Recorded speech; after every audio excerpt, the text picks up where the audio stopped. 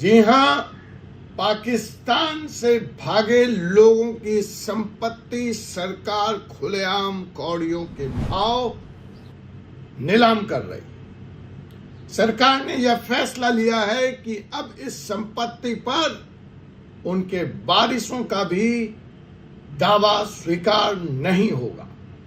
जी हां, मैं बात कर रहा हूं इनमी प्रॉपर्टी ई ऑक्शन 2026 की। दुश्मनों की संपत्ति की नीलामी। सिर्फ आज 27 properties was put on hammer. उन भारतीयों का जो अपने को भाग गए पाकिस्तानियों का वारिस बताकर इस संपत्ति पर दावा पेश कर रहे थे, उसको खारिज कर दिया गया है। जो भी व्यक्ति हिंदुस्तान छोड़कर दुश्मन मुल्क चला गया है पाकिस्तान, उसकी करोड़ों की जायदाद अब कौड़ियों के मोल नीलाम की जा रही है और नीलामी शुरू है।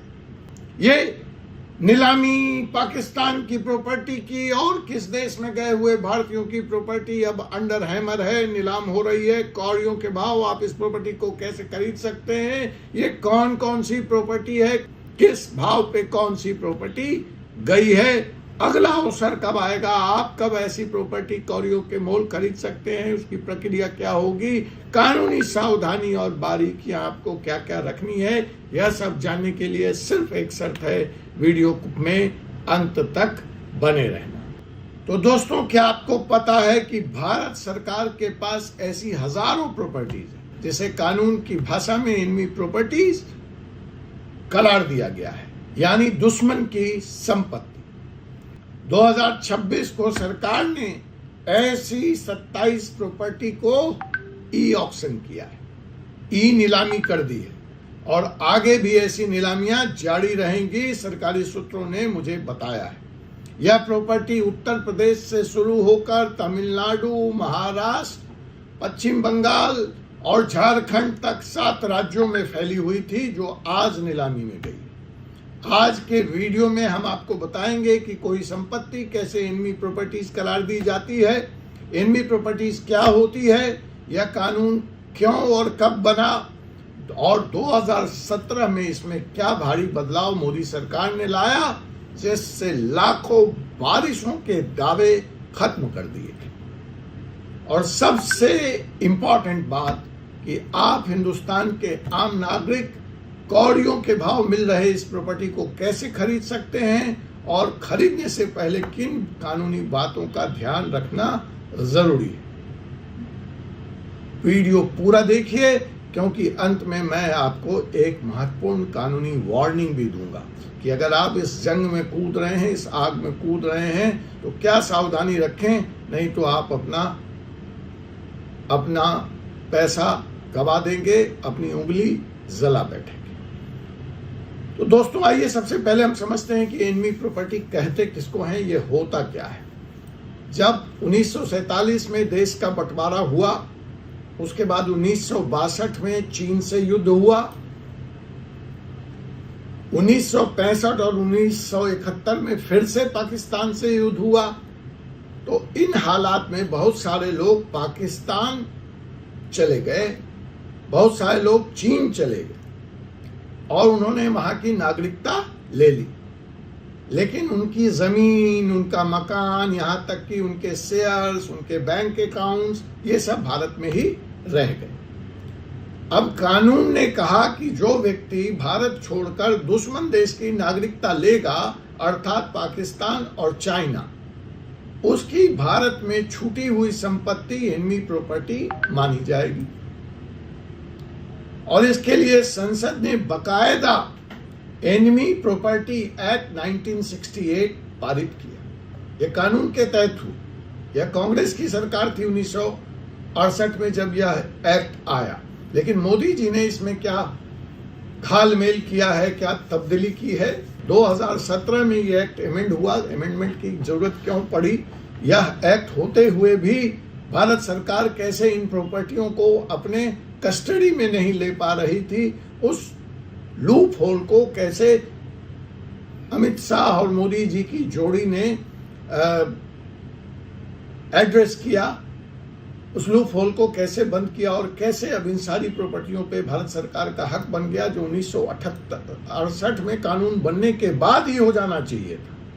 कानून तो लाया 1968 में, लेकिन जमीन पर वो लागू नहीं। वो कानून में कुछ कमियां थी, कुछ लूप होल्स थी, उसको 2017 में आके एड्रेस किया गया है। या मैं पॉलिटिक्स की बात नहीं कर रहा हूं, मैं कानून तक ही अपने को सीमित रखूंगा। तो जी हाँ, जैसा कि मैंने कहा कि 1968 में यह एनिमी प्रॉपर्टीज एक्ट ला दिया गया। अब इस कानून के तहत एक स्टैट्यूटरी अथॉरिटी, एक वैधानिक अथॉरिटी बनाई गई, जिसका नाम रखा गया custodian of enemies property of India. Custodian of enemy properties of India यानी सीईपी। सीईपी शॉर्ट फॉर्म, और इसका हेड ऑफिस दिल्ली में रखा गया, कनॉट प्लेस में। इसके ब्रांच ऑफिस भी खोले गए लखनऊ, कोलकाता और मुंबई। और यह तय हुआ कि यह जो कस्टोडियन है यही इन सारी एनिमीज प्रॉपर्टी का मालिक होगा। यानी कानूनी रूप से ये सारी प्रॉपर्टीज इस कस्टोडियन के पास वेस्ट कर दी गई। इस पे राइट हो गया। और ये कहानी फिर आगे चलती है। अब आगे में क्या होता है कि किस तरह से राइट आने के बाद भी यह राइट ग्राउंड जीरो पे तब्दील नहीं हो रहा था। और यहीं पे आ जाता है सबसे इंपॉर्टेंट लीगल पॉइंट। वो लीगल पॉइंट क्या है जो आपको एक वकील की नज़र से समझना चाहिए, खास करके मेरे वो वकील भाई जो इस वीडियो को इस वक्त देख रहे हैं या जो मेरे चैनल को सब्सक्राइब करते हैं, कानून के विद्यार्थी। इस इंपॉर्टेंट लीगल पॉइंट को आप समझिए। ये लीगल पॉइंट क्या है? वह यह है कि पहले एक्ट आने के बाद क्या होता था कि लोग पाकिस्तान चले गए, लेकिन उनके रिश्तेदार, भाई, भतीजे, वारिस तो भारत में रह गए। तो वो जाकर के इस एनिमी प्रॉपर्टी पर अदालत में अर्जी लगा देते थे कि जनाब हम तो भारतीय नागरिक हैं और यह सारी संपत्ति हमारे पुरखों की है, और चूंकि यह संपत्ति हमारे पुरखों की है और हम भारतीय नागरिक हैं तो हम पर यह एनिमी प्रॉपर्टी एक्ट लागू नहीं होता है और हमें यह प्रॉपर्टी वापस मिलनी चाहिए। और अचानक पूरे देश में हजारों ऐसे मामले कोर्ट में शुरू हो। तो एक्ट आने के बाद प्रॉपर्टी कस्टोडियन के पास वेस्ट होने के बावजूद इस पे तो कस्टोडियन का कब्जा नहीं हुआ, प्रॉपर्टी डिस्प्यूटेड हो गई। तो वारिस ने कोर्ट में प्रॉपर्टी को चैलेंज कर दिया। अब चर्चा तो चल रही थी, लेकिन बिल्ली के गले में घंटी बांधे कौन? तो आ गया मोदी सरकार का जमाना और हम पहुंच गए 2014 से 2017 में। मोदी सरकार का फर्स्ट 5 इयर्स, और मोदी सरकार ने 2017 में इन विसंगतियों को देखते हुए संसद में enemy properties amendment and validation act 2017 पास करा दी और यहां से गेम चेंज हो गई। इसीलिए मैंने कहा कानून के दोस्तों, बारीकी से इस पॉइंट को समझना और देखना। और इस अमेंडमेंट के आते ही इस कानून ने पूरी तस्वीर बदल दी। और अब ये कानून क्या कहता है? जो नया अमेंडमेंट आया, अब ये कानून कहता है वंस ए प्रॉपर्टी जो चला गया, उसकी प्रॉपर्टी चाहे वो घर हो, मकान हो, बैंक बैलेंस हो, शेयर हो, यह हमेशा के लिए कस्टोडियन की हो गई। ये कस्टोडियन में वेस्टेड रहेगी, चाहे दुश्मन की मृत्यु भी हो जाए तो भी, चाहे उसका वारिस भारतीय नागरिक हो तो भी। It's settled once for all against the supreme court judgment of 2005 Mahmudabad judgment. दूसरा, ये तो पहली बात हुई, मैं फिर से रिपीट कर देता हूं कि प्रॉपर्टी हमेशा कस्टोडियन में वेस्टेड रहेगी। इवन इफ उस व्यक्ति की मृत्यु हो गई तो उस पर वारिस क्लेम नहीं कर सकते, और वारिस चाहे भारतीय नागरिक हो तब भी उनका क्लेम इंटरटेन नहीं होगा। दूसरी बात जो इस अमेंडमेंट ने करी वह यह थी कि आज के बाद कोर्ट में कोई केस ही नहीं फाइल होगा, झंझट ही खत्म। उत्तराधिकार का कोई दावा एनमी प्रॉपर्टी पर लागू ही नहीं होगा, चलेगा ही नहीं। तो कोर्ट का टंटा झंटा सब इस अमेंडमेंट के साथ एक झटके में खत्म। और तीसरा ये आया कि सिविल कोर्ट की जो जुडिक्शन है एनमी प्रॉपर्टी के मामले में वही बहुत सीमित कर दी। जाओ वो भी खत्म कि तुम कहो कि कोर्ट में हम जाएंगे, रिजेक्ट होगा, उसका भी स्कोप 2017 के इस अमेंडमेंट ने खत्म कर दिया। अब इसका सिंपल मतलब है, इन तीनों प्री कंडीशंस के आते ही, इन तीनों शर्तों के आते ही इन एनिमीज प्रॉपर्टी पर भारत सरकार का पूरी तरह से नियंत्रण हो गया और सरकार ने नई नीति बनाई कि इन प्रॉपर्टी को बेचकर सरकारी खजाने को भरा जाएगा। तो आपने देखा भारत का हमला पाकिस्तान पर कैसे चल रहा है।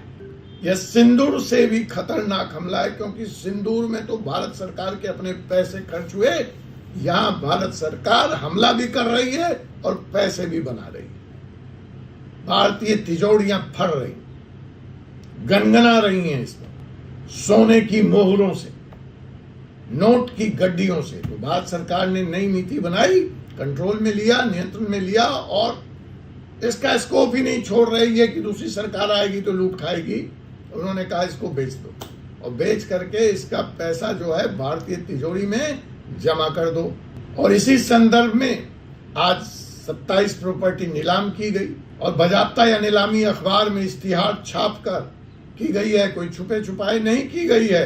और ये सारी प्रॉपर्टी, जैसा कि मैंने आपको बताया, 27 प्रॉपर्टीज थी और यह उत्तर प्रदेश के अमरोहा, लखनऊ, बाराबांकी, बदायूं, उत्तराखंड में अल्मोड़ा, तमिलनाडु में चेन्नई, महाराष्ट्र में रत्नागिरी, कर्नाटक में बागलकोट, पश्चिम बंगाल में कोलकाता और झारखंड के पलामू में अवस्थित हैं। और आज इन पर हैमर चल गया, पर हथौड़ा चल गया। अब दूसरी लिस्ट ई ऑक्शन की, बाकी मैंने कहा हजारों प्रॉपर्टी है ऐसी देश में, तो आप नजर बनाए रखिए मेरे चैनल पर, मैं आपको उसकी लिस्ट दूंगा। कानून की सही जानकारी ही आपकी सबसे बड़ी सुरक्षा है, इसलिए कानून से जुड़े ऐसे ही महत्वपूर्ण वीडियो देखने के लिए हमारे YouTube channel 4C supreme law को अभी सब्सक्राइब कीजिए। Thank you.